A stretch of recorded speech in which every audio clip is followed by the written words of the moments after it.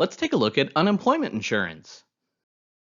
Employees who involuntarily become unemployed and are able to work, available for work, and actively looking for it are eligible to receive unemployment insurance.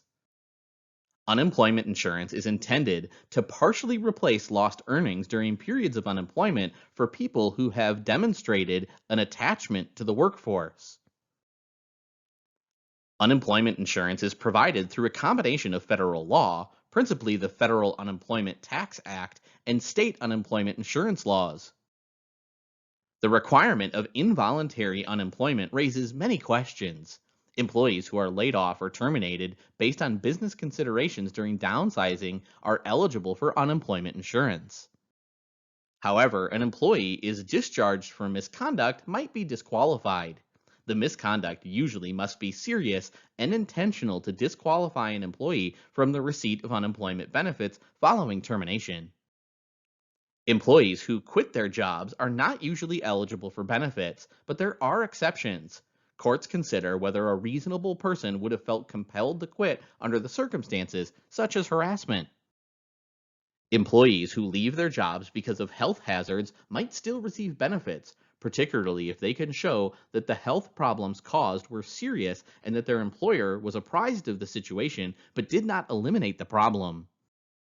To receive unemployment benefits, the involuntarily unemployed also have to demonstrate an attachment to the workforce, both prior to and following their loss of employment. Part-time employees or those with irregular work histories are often unable to meet these criteria and are denied benefits. Unemployed persons also must show that they're able to work in the sense that they possess the requisite abilities. The unemployed must be willing to seek and accept suitable employment. They are not generally expected to accept employment that is substantially lower paying and less skilled than their usual work.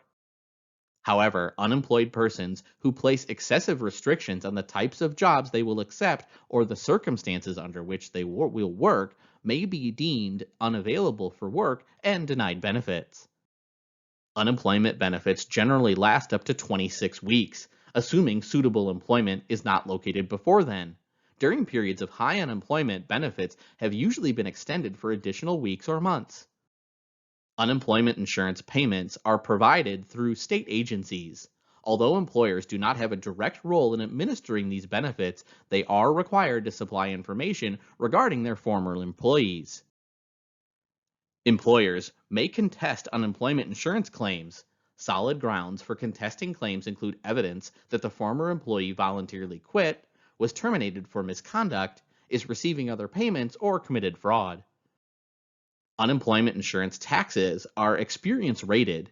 Employers that have less stable employment and produce more claims pay more tax. Employers must provide clear statements of the reasons for termination and supporting evidence to state agencies that decide on employment insurance claims.